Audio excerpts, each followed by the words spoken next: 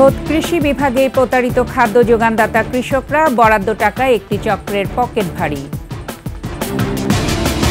করিডোরের সিদ্ধান্ত নেবে জনগণ ও নির্বাচিত সংসদ, বললেন তারেক রহমান। সংস্কার কমিশনের রিপোর্ট বাস্তবায়নেই নিশ্চিত হবে শ্রমিকের অধিকার, মে দিবসে প্রধান উপদেষ্টা।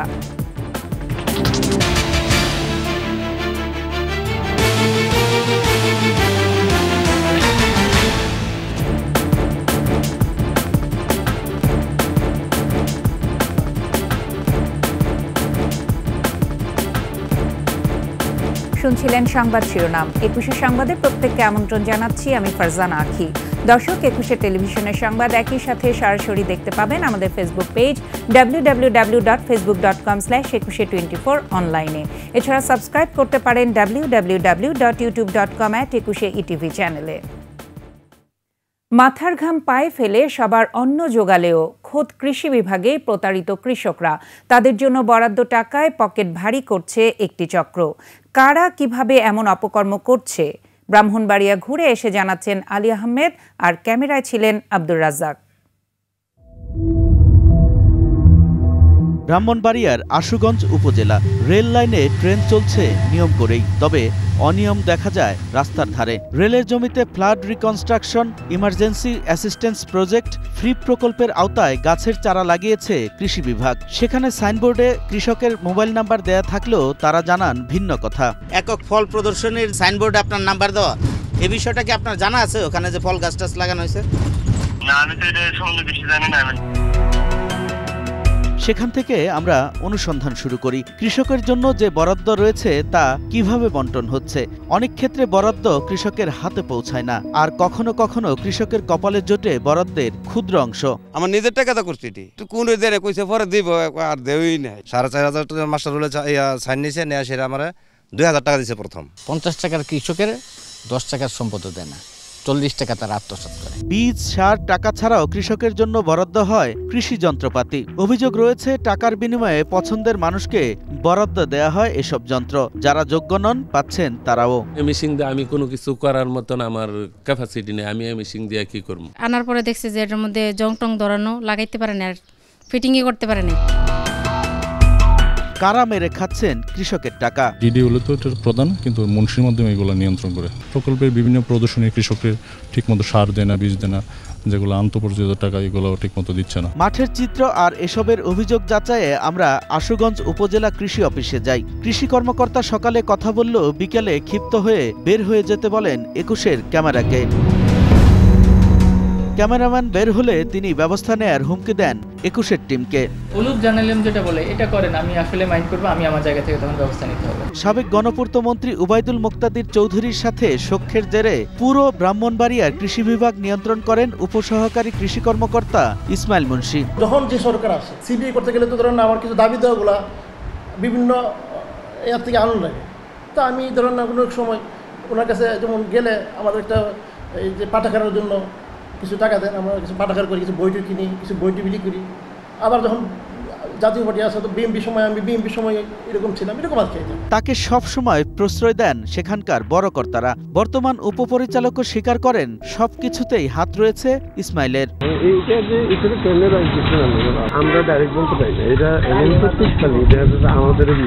সরকারি চাকরি করে যারা কৃষকের হক নষ্ট করছেন তাদের বিষয়ে আইন কি বলে? এই বরাদ্দ কোনো সরকারি কর্মকর্তা মেরে দেওয়া হলে তার বিরুদ্ধে প্রথমেই ডিপার্টমেন্টাল প্রসিডিংস হবে, তাদেরকে আইনের আওতায় আনবে, শাস্তির মুখোমুখি করবে। আলী আহমেদ, ২১শে টেলিভিশন। দর্শক, এ বিষয়ে বিস্তারিত দেখবেন রাত 9:30টায় ২১শে চোখ অনুষ্ঠানে। মানবিক করিডোর দেয়া না দেওয়ার সিদ্ধান্ত নেবে জনগণ ও নির্বাচিত সংসদ। বিদেশিদের নয়, আগে দেশের জনগণের স্বার্থ রক্ষা করতে হবে। শ্রমিক দলের সমাবেশে এমন মন্তব্য করেছেন বিএনপির ভারপ্রাপ্ত চেয়ারম্যান তারেক রহমান। এ সময় দলের মহাসচিব মির্জা ফখরুল ইসলাম আলমগীর বলেন, রাজনৈতিক দলগুলোকে অবহেলা করে দেশবিরোধী কোনো চুক্তি করা যাবে না।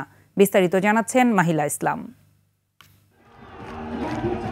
মে দিবস শ্রমিকের দিন, খেটে খাওয়া মানুষের অধিকার আর ন্যায্যতা বুঝে নেওয়ার দিন। ঘামে ঝরা শ্রমিকের প্রতীকী লাল পতাকা উড়িয়ে নয়াপল্টনের এই সমাবেশে ঢল নামে শ্রমিকদের। সংহতি জানিয়ে যোগ দেন বিভিন্ন শ্রেণী পেশার মানুষও।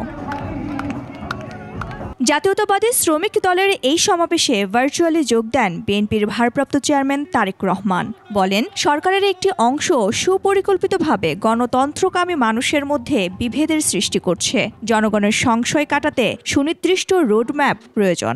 সুনির্দিষ্টভাবে আগামী জাতীয় নির্বাচনের রূপরেখা ঘোষণা করুন। অন্তর্বর্তীকালীন সরকারের কর্মপরিকল্পনার পথনকশা গণতান্ত্রিকামী জনগণের সামনে সুস্পষ্ট থাকলে জনমনে সন্দেহ সংশয় কেটে যাবে। এ সময় তারেক রহমান প্রশ্ন তোলেন জাতিসংঘের মানবিক করিডোর নিয়ে। বলেন, এমন স্পর্শকাতর বিষয়ে সিদ্ধান্ত নেয়ার ক্ষেত্রে জনগণ ও রাজনৈতিক দলগুলোকে কেন জানায়নি সরকার? স্বাধীনতা প্রিয় জনগণ মনে করে করিডোর দেওয়া না দেওয়ার বিষয় সিদ্ধান্ত আসতে হবে জনগণের কাছ থেকে। সিদ্ধান্ত আসতে হবে জনগণের প্রত্যক্ষ ভোটে নির্বাচিত জাতীয় সংসদের মাধ্যমে। আমাদের বক্তব্য স্পষ্ট, বিদেশিদের স্বার্থ রক্ষার স্বার্থে নয়।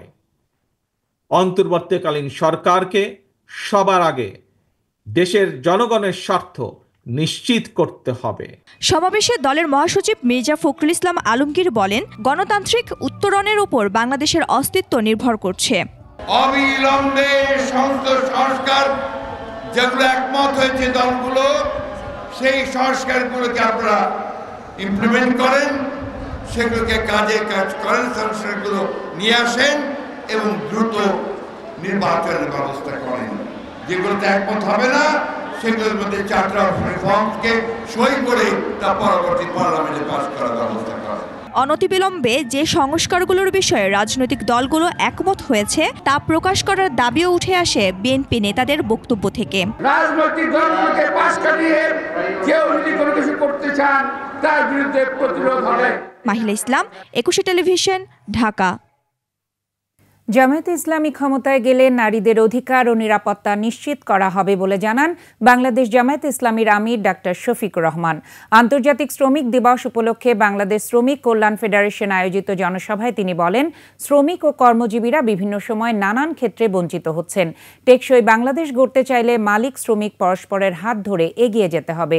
অন্যান্য বক্তারাও কথা বলেন শ্রমিকদের অধিকার নিয়ে, জোর দেন ইসলামী শ্রমনীতি প্রণয়নের ওপর।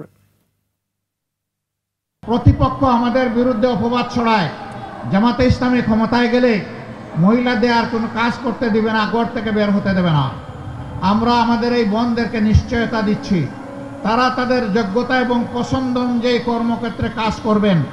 এখন তাদের কোনো সম্মান নাই, তাদের কোনো মর্যাদা নাই এবং তাদের কোনো নিরাপত্তা নাই। সেই রাষ্ট্রে ইনশাআল্লাহ তাদের মর্যাদাও আমরা কায়েম করব, তাদের নিরাপত্তাও নিশ্চিত করা হবে ইনশাআল্লাহ।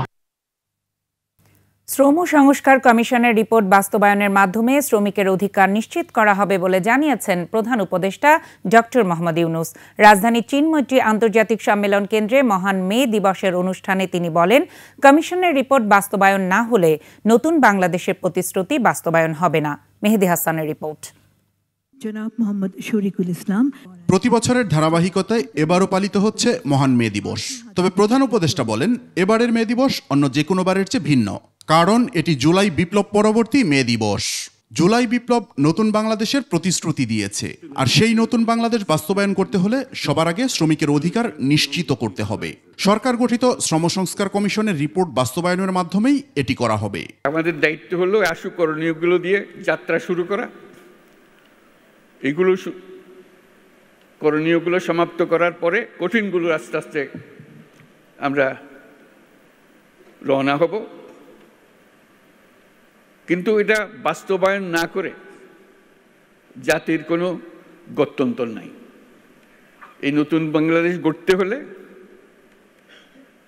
আর কিছু কাগজ দলিল থাকার না থাক, এই কমিশনের যে রিপোর্ট আছে এটুকু যদি আমরা বাস্তবায়ন করতে পারি তাহলে নতুন বাংলাদেশের ভিত্তি রচনা হয়ে গেল। প্রধান উপদেষ্টা বলেন, শ্রমিক অধিকারের ব্যাপারে আইএলও, ইউরোপীয় ইউনিয়ন এবং মার্কিন যুক্তরাষ্ট্রকে দেওয়া প্রতিশ্রুতিও বাস্তবায়ন করতে হবে। আন্তর্জাতিক শ্রম কনভেনশন অনুস্বাক্ষরকারী দেশ হিসেবে বাংলাদেশের শ্রমমানকে আন্তর্জাতিক পর্যায়ে উন্নতিকরণে আমরা কাজ করছি। আমরা আন্তর্জাতিক শ্রম সংস্থার সাথে একটা রোডম্যাপ এবং ইউরোপীয় ইউনিয়নের সাথে একটি সময়াবদ্ধ জাতীয় পরিকল্পনা বাস্তবায়ন করছি। তাছাড়া যুক্তরাষ্ট্র সরকারের সাথেও একটি 11 দফা লেবার অ্যাকশন প্ল্যান বাস্তবায়ন করছি। সরকার এরই মধ্যে 44টি খাতে শ্রমিকদের জন্য ন্যূনতম মজুরি নির্ধারণ করেছে বলেও জানান প্রধান উপদেষ্টা। নতুন বাংলাদেশ প্রত্যয় আবার দৃঢ়ভাবে ঘোষণা করছি। মেহেদী হাসান, একুশে টেলিভিশন, ঢাকা। আওয়ামী লীগের নির্বাচনে অংশ নেওয়ার সুযোগ নেই। জুলাই গণ অভ্যুত্থান পরবর্তী সময়ে ইসির দায়িত্বশীল পরিচয় দিতে হবে। ফ্যাসিবাদকে পুনর্বাসনের চেষ্টা করলে প্রাতিষ্ঠানিকভাবে তাদের মোকাবেলা করা হবে। শুক্রবার বায়তুল মোকাররম এনসিপির বিক্ষোভ সমাবেশে উপলক্ষে বৃহস্পতিবার সন্ধ্যায় শাহবাগ গণসংযোগ ও লিফলেট বিতরণ কর্মসূচিতে এসব বলেন এনসিপির মুখ্য সংগঠক হাসনাত আব্দুল্লাহ। এ সময় ইসির কাছে দায়িত্বশীল আচরণ না পাওয়ার অভিযোগ করে বলেন, গণ অভ্যুত্থানের পর আওয়ামী লীগের রাজনীতি করার সুযোগ নেই। বিচার প্রক্রিয়ার মাধ্যমে দ্রুত এই দলকে নিষিদ্ধের দাবি জানিয়ে বলেন, 17 বছরের সংবাদ মাধ্যম, সুশীল বুদ্ধিজীবী সহ যারা আওয়ামী লীগকে ফ্যাসিস্ট হতে সহযোগিতা করেছে তাদের সবার সম্পদ বাজেয়াপ্ত করতে হবে। আমরা আমাদের পক্ষ থেকে আমরা আহ্বান জানিয়েছি, সংস্কার প্রস্তাব ছিল আন্তর্জাতিক অপরাধ ট্রাইব্যুনালে যেসব ফেরারি আসামি রয়েছে তারা যেন কোনোভাবেই নির্বাচনে অংশগ্রহণ না করতে পারে সেই ধরনের বিধান রাখার আমরা আমাদের জায়গা থেকে দাবি জানিয়েছি। অত্যন্ত পরিতাপের বিষয় এবং দুঃখজনক বিষয়, জুলাই গণঅভ্যুত্থানের পরেও ইলেকশন কমিশন এই দাবিটিকে নাকচ করে দিয়েছে। ফ্যাসিবাদী আওয়ামী লীগকে কোনোভাবেই সহায়তা করছে, পৃষ্ঠপোষকতা দিচ্ছে, তাহলে ইলেকশন কমিশনকে ভুলে গেলে চলবে না। আমরা সেই প্রজন্ম, যেই প্রজন্ম আওয়ামী লীগের গুলির সামনে দাঁড়িয়ে আমরা এই ফ্যাসিবাদকে ঠেকিয়েছি। দল হিসেবে আওয়ামী লীগের বিচার দাবিতে একাত্তা রাজনৈতিক দলগুলো। বিচার চলাকালে আওয়ামী লীগের রাজনৈতিক কার্যক্রম নিষিদ্ধ রাখার দাবি জানানো হয়েছে। একই দাবির প্রতি সমর্থন জানানোর পাশাপাশি নারী সংস্কার কমিশন বাতিলের দাবিও জানিয়েছে ইসলামী দলগুলো। বিস্তারিত জানাচ্ছেন নাহিদ সিরাজি নিম্মি। জুলাই আগস্টের উত্তাপ বুকে ধারণ করে গঠিত নতুন রাজনৈতিক দল জাতীয় নাগরিক পার্টি এনসিপি বলছে, আওয়ামী লীগের রাজনৈতিক কার্যক্রম স্থগিত রেখে বিচারের আওতায় আনতে হবে। একই দাবিতে সোচ্চার খেলাফত মজলিস। বিচারের আগে স্থগিত চায় দলটির নিবন্ধন। আমরা চাই যে আওয়ামী লীগের বিচার এবং নিষিদ্ধকরণ করা, এর মধ্যে তাদের কার্যক্রম স্থগিত রাখা, এই ব্যাপারটিও থাকছে। আওয়ামী লীগের দল হিসেবে বিচার করতে হবে গণহত্যার দায়ে, আর বিচারের রায় প্রকাশিত হওয়ার আগ পর্যন্ত দলের নিবন্ধন স্থগিত রাখতে হবে। এছাড়া অন্যান্য ইসলামিক দলগুলোর পাশাপাশি খেলাফত মজলিসের ঐক্য গড়ে উঠেছে নারী সংস্কারের বিরুদ্ধে। 5 দফা দাবিতে 3 তারিখের সমাবেশে তোলা হবে এই দাবি। মহাসমাবেশ মূলত 5 দফা দাবি নিয়ে। এর মধ্যে উল্লেখযোগ্য হচ্ছে আপনার নারী সংস্কার বিষয়ক যে কমিশন করা হয়েছে এটা বাতিল করা, কমিশনটা ভেঙে দেয়া, আর কমিশনের প্রস্তাবিত রিপোর্ট বাতিল করা, শাপলা চত্বরে যে গণহত্যা, এই গণহত্যার বিচার করা, বিগত 15-16 বছর ধরে যে গুম খুন হয়েছে এর উপযুক্ত বিচার করা, আর হেফাজতের নামে যে সমস্ত মিথ্যা মামলাগুলো ছিল এই মামলাগুলো প্রত্যাহার করা। জুলাই আগস্টের নিষ্ঠুরতার দাবিতে রাজনৈতিক দলগুলোর একজোট হওয়া নিঃসন্দেহে রাজনৈতিক পরিবেশে যোগ করেছে নতুন মাত্রা। তবে পরিস্থিতি কি দাঁড়ায় তাই এখন দেখার অপেক্ষা। নাহিদ সিরাজি নিম্মি, 21 টেলিভিশন, ঢাকা।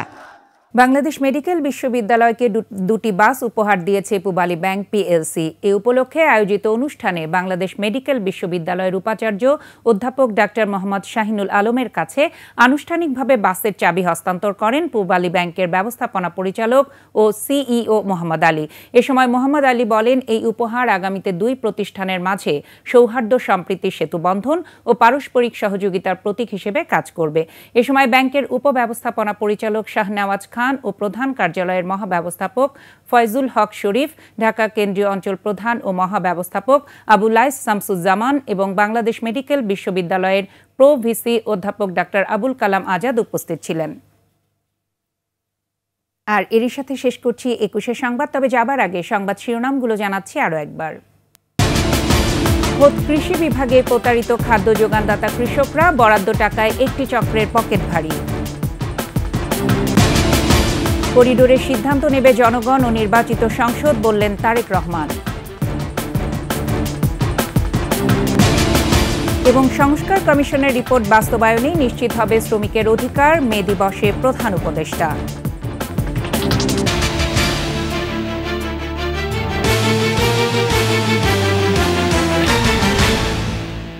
সর্বশেষ সংবাদ জানতে ডায়াল করুন 2021 নম্বরে, আর ভিজিট করুন 21-tv.com এই ওয়েবসাইটে। ফেসবুকে ভিজিট করতে পারেন www.facebook.com/2124 অনলাইনে। এছাড়া সাবস্ক্রাইব করতে পারেন www.youtube.com/21etv চ্যানেলে। এতক্ষণ সঙ্গে থাকার জন্য ধন্যবাদ। পরবর্তী সংবাদ রাত 11টায় দেখার আমন্ত্রণ রইল। 21-এর সাথেই থাকুন।